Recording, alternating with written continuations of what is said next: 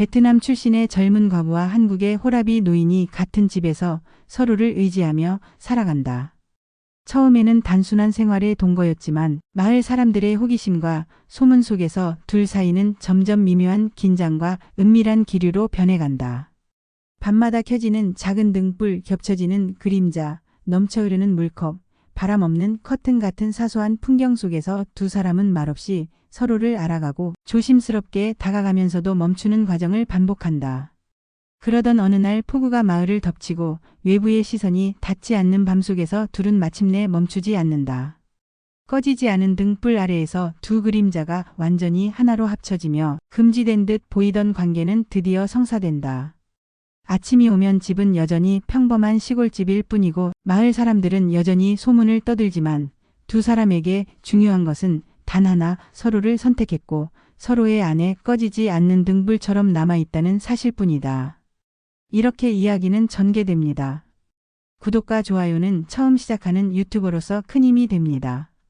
꾹 일단 한번 눌러주시면 너무 감사하겠습니다. 자, 그럼 이야기 속으로 들어갈까요? 젖은 면은 금세 마르겠지만 드러냈다가 감추는 의식 자체가 오늘을 굵게 만드는 법이었다. 그가 말했다. 내일은 비가 없겠지. 그녀가 이어 말했다. 없어도 물은 흘러요.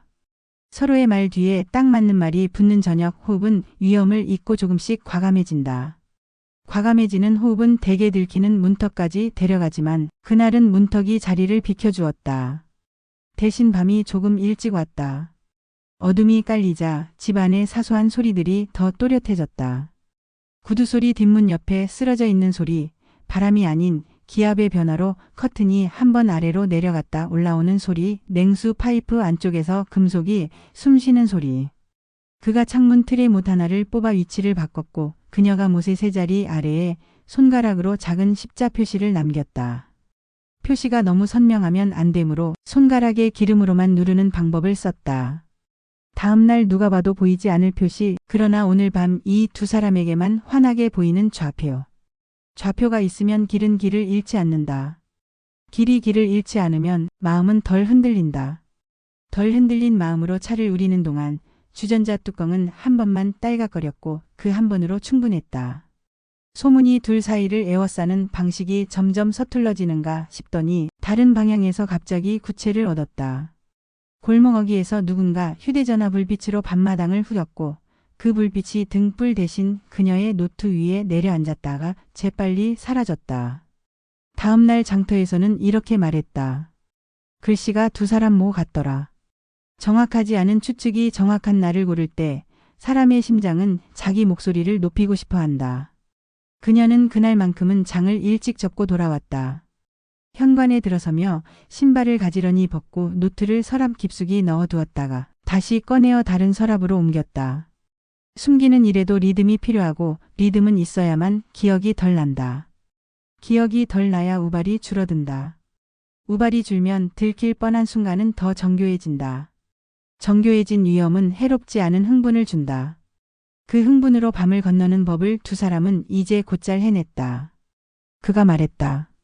잠깐 내일은 강에 나가지 맙시다. 그녀가 물었다. 왜요? 그는 대답 대신 마당을 가리켰다. 칠이 벗겨진 대문 아래 기어오르는 개미, 어제보다 반 뼘 길어진 풀. 한 번 더 눈을 의심하게 만드는 요소들. 둘은 그날 밤 창문을 닫았고 등불을 켰다. 닫음과 켬이 동시에 이루어지는 밤은 보통의 밤보다 더 크고 둥글었다. 둥근 밤은 서로를 모서리 없는 방법으로 감싸주었다. 서로가 보이지 않게, 그러나 확실히. 그리고 들키는 대신 들키지 않는 장면을 선택한 다음 날 아침, 그들은 아무 일도 없었다는 얼굴로 식탁에 마주 앉았다. 그는 라임을 반으로 가르고 그녀는 라임을 4조각으로 또 갈랐다. 조각이 많아질수록 향은 구체를 잃고 넓게 퍼져 방 전체를 가볍게 만들었고 가벼워진 공기 속에서 그들은 동시에 같은 문장을 떠올렸다. 오늘은 괜찮다.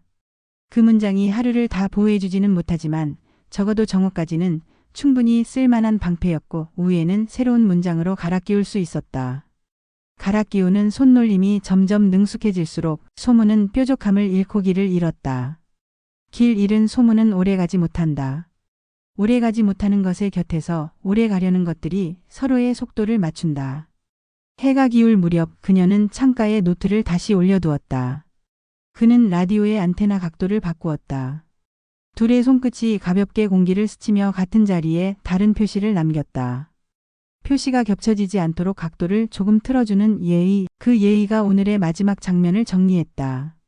창은 반쯤 닫혔고 등불은 반쯤 켜졌으며 말은 반쯤 남겨졌다. 반쯤이라는 상태는 사람을 목마르게 한다. 목마름은 조심스러운 사람에게만 허락되는 감정이고 그 조심스러움이야말로 둘이 여기까지 도착한 유일한 길이었다. 밤이 완전히 오기 전에 그녀는 컵에 물을 따랐다. 그는 물을 받아들었다. 둘의 그림자가 물 위에서 잠깐 겹쳤다가 찢어졌고 그 찢김의 결이 이상하게도 매끈해서 그녀는 웃었고 그는 고개를 아주 조금 끄덕였다. 아무도 모르는 자리에서 아무도 모르는 방식으로 둘은 또 한 번 무사했다. 그리고 무사했다는 사실이 곧 더 은밀한 내일의 약속이라는 것도. 비가 오기 전날 하늘은 하루 종일 낮은 울음을 삼키고 있었다. 바람은 산등성이에서부터 흘러내리며 담장을 타고 마당에 풀잎을 뒤집었고 공기는 묘하게 뜨거우면서도 불길하게 눅눅했다. 그녀는 부엌 창문을 열어둔 채로 오래 서 있었는데 언제나 갔던 냄비에 끓는 소리가 그날은 더 날카롭게 들려와서 귀를 찔렀다. 소문이 다시 피어오르고 있다는 걸 말로 확인하지 않아도 온몸이 알고 있었다. 장터에서 회관에서 심지어 아이들의 장난 속에서도 그들의 이름은 빠지지 않았고 그 이름들은 은근한 웃음과 함께 옮겨졌다. 웃음은 칼보다 무섭게 깊게 들어와 마음을 베는 법이라 그녀는 손끝에 힘을 잃지 않으려 했었다. 밤이 깊자 폭우가 시작됐다. 지붕의 기와장이 흔들리고 처마 끝에서 길게 떨어지는 물줄기가 작은 폭포처럼 쏟아졌다. 번개가 마당을 하얗게 쓸고 갈 때마다 등불은 켜지지 않았는데도 마당 한가운데가 환하게 드러났다. 그녀는 그 빛 속에서 잠깐 두 그림자가 겹쳐 서 있는 착각을 보았다. 실제로는 그가 현관 쪽에 그녀는 부엌 쪽에 있었는데 빛과 어둠이 엇갈리자 두 그림자가 하나로 합쳐졌다가 다시 갈라지는 순간이 있었다. 그 한순간의 겹침은 너무도 진해서 마치 모든 소문이 사실이라고 스스로 증명하는 듯 보였다. 빗소리가 천둥처럼 커졌고 집 안의 작은 틈새로도 물방울이 스며들었다. 그녀가 수건을 들고 창문 틀을 막으려 할 때 그가 다가왔다. 혼자 하긴 버겁소. 낮게 말하며 수건을 잡아당겼고 두 손이 순간 겹쳤다. 차갑게 젖은 천이 두 사람 사이에서 얇은 장막처럼 매달렸지만 장막은 손끝에서 곧 풀어지고 그 풀림의 틈에서 서로의 체온이 피할 수 없이 닿았다. 닿았다는 사실이 폭우보다 더 큰 소음처럼 귓가에 울렸다. 그녀는 숨을 들이켰고 그는 고개를 살짝 돌려 그녀의 눈을 바라보았다. 들키는 건 바로 이런 순간이라는 걸 둘 다 알고 있었다. 하지만 비가 집을 덮어버린 지금 외부의 시선은 닿지 못한다는 사실도 동시에 알고 있었다. 오늘 밤은 길겠어. 그가 조심스럽게 내뱉었다. 그녀는 대답하지 않았지만 창문을 막던 손을 천천히 내려놓았다. 내려놓는 행위는 곧 받아들이는 행위였다. 두 사람 사이에 말보다 무거운 침묵이 흐르고 그 침묵은 비와 함께 방 안을 가득 메웠다. 그녀는 부엌 등잔을 켰다. 노란 불빛이 작은 원을 만들어 두 사람의 그림자를 다시 나누었지만 그림자는 쉽게 경계를 잃고 흔들렸다. 흔들리는 그림자는 그들이 서로에게 가지려는 마음의 모양을 닮아 있었다. 그 밤 문은 잠기지 않았다. 잠기지 않은 문이 곧 서로의 선택이었고 그 선택은 아무에게도 들려주지 않는 은밀한 약속이었다. 바깥 세상은 여전히 소문으로 가득 차 있겠지만 폭우 속의 집안은 다른 세계였다. 서로를 바라보는 눈빛은 직접적인 말보다 더 선명하게 마음을 고백했고 그 고백은 번개처럼 짧고 강렬하게 스쳐 지나가며 오래 흔적을 남겼다. 이튿날 아침 비는 멎었고 마당에는 큰 웅덩이가 남았다. 그녀는 우물가에 앉아 물을 길었고 그는 대문 앞풀을 베었다. 지나가던 동네 사람이 밤새 괜찮았소? 하고 묻자 그는 웃으며 집이 좀 젖었지요. 하고 짧게 대답했다. 그 말은 사실의 반만 담고 있었지만 그 반만으로도 충분했다. 사람은 듣고 싶은 것만 듣는 법이고 마을은 이미 다른 사건으로 분주해지고 있었다.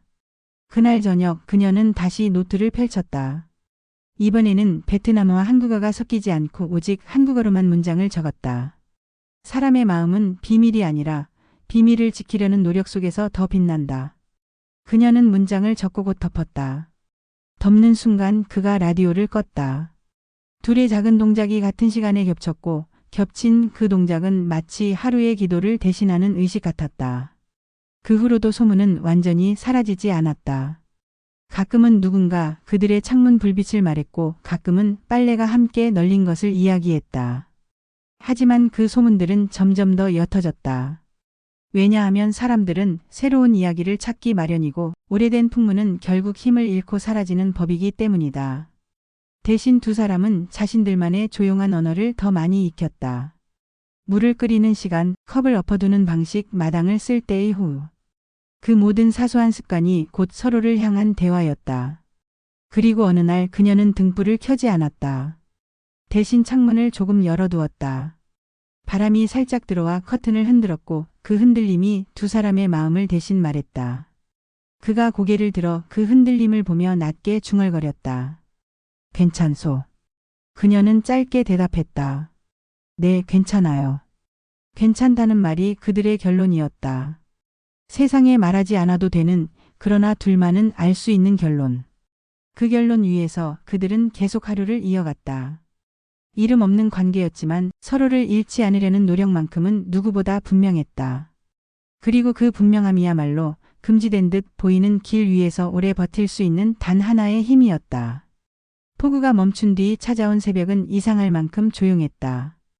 빗방울 하나 남지 않은 잎사귀들이 동시에 한숨을 내쉬는 듯했고 공기는 잠깐 동안 아무 소리도 품지 않은 채 무겁게 내려앉아 있었다.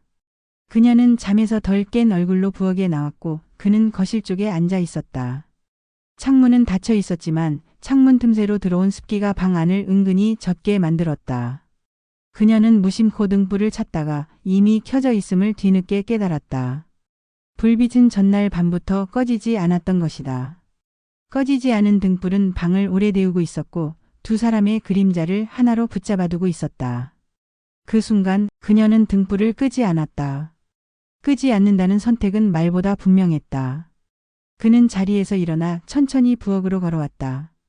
발자국마다 마루가 살짝 울렸고 그 울림이 그녀의 심장 박동과 묘하게 겹쳤다. 둘 사이의 거리는 그동안 수없이 지켜온 문턱의 높이만큼 남아 있었는데 그 문턱을 넘어서는 대에는 이번에는 어떤 주저도 없었다. 그녀의 손끝이 테이블 위에 놓인 유리컵을 스쳤고 그는 컵 옆에 자기 손을 포개듯 올려두었다. 컵이 덜컹 소리를 내며 미세하게 흔들렸고 흔들림은 곧 멈추지 않고 이어졌다.